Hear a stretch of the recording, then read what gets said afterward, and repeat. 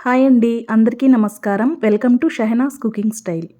మీ పిల్లలు ఆకుకూర అంటేనే అస్సలు వద్దు అంటున్నారా? అయితే ఒక్కసారి వాళ్ళకి ఈ విధంగా గ్రీన్ రైస్ని చేసి పెట్టండి. చాలా ఇష్టంగా తింటారు. అంతేకాకుండా లంచ్ బాక్స్ని ఖాళీగా కూడా తెచ్చేస్తారు. కొంతమంది పిల్లలు హెల్దీ ఫుడ్ అనగానే ఇదేదో అసలు బాగోదు అని చెప్పి దాన్ని తినడమే మానేస్తారు. మరి అలాంటి పిల్లల కోసము వాళ్ళకి నచ్చే విధంగా ఎంతో కొంత టేస్ట్‌ని జోడించి అయితే మనం చేయాల్సి ఉంటుంది. మరి అలాంటి పిల్లల కోసము ఈ గ్రీన్ రైస్‌ని చాలా టేస్టీగా ఎలా తయారు చేసుకోవాలో చూసేద్దాం పదండి. దీనికోసం ముందుగా మిక్సీ జార్ తీసుకొని ఇందులోకి ఒక కట్ట పాలకూరని శుభ్రంగా కడిగి కట్ చేసుకొని వేసుకోవాలి. ఇక్కడ నేను ఒక కప్పు రైస్‌కి చేస్తున్నాను కాబట్టి పాలకూరని ఒక కట్ట వరకు తీసుకున్నాను. మీరు ఎక్కువ చేసే పనైతే క్వాంటిటీని పెంచుకోవాలి. దీంతో పాటు కారానికి తగినట్లుగా పచ్చిమిర్చిని కట్ చేసుకొని వేసుకోవాలి. అలాగే ఒక స్పూన్ వరకు అల్లం వెల్లుల్లి పేస్ట్‌ని కూడా వేసుకోవాలి. ఇందులో కొంచెం నీళ్లు వేసి మెత్తగా గ్రైండ్ చేసుకొని పెట్టుకోవాలి. ఇలా మెత్తగా గ్రైండ్ చేసుకొని పెట్టుకోవాలి. ఇప్పుడు స్టవ్ ఆన్ చేసి ఒక ప్యాన్ పెట్టుకొని ఇందులోకి ఒక స్పూన్ వరకు ఆయిల్ వేసుకోవాలి. తర్వాత ఒక స్పూన్ వరకు నెయ్యిని కూడా వేసుకోవాలి.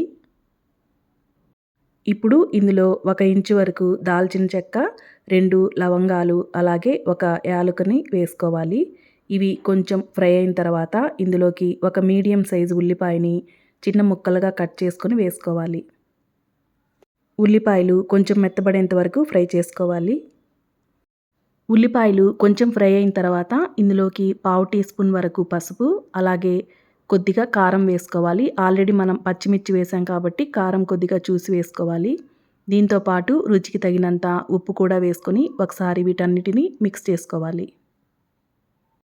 నెక్స్ట్ ఇందులోకి మనం గ్రైండ్ చేసి పెట్టుకున్నాం కదా పాలకూర పేస్ట్, దాన్ని వేసుకొని మీడియం ఫ్లేమ్లో ఈ పాలకూర పచ్చివాసన పోయేంత వరకు, అలాగే మనం వేసినటువంటి ఆయిల్ సపరేట్ అయ్యేంత వరకు కలుపుకుంటూ ఫ్రై చేసుకోవాలి.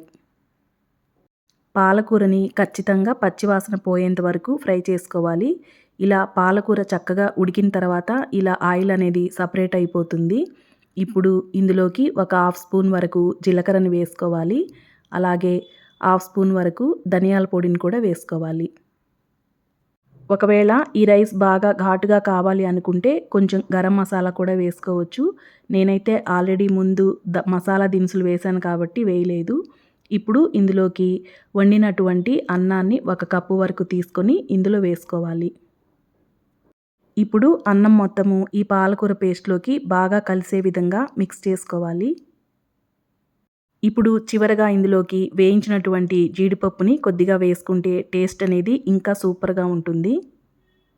జీడిపప్పును కూడా అన్నంలోకి మిక్స్ చేసేసుకున్న తర్వాత స్టవ్ ఆఫ్ చేసేయడమే. అంతేనండి, వేడివేడిగా పాలకూర రైస్ రెడీ అయిపోయింది.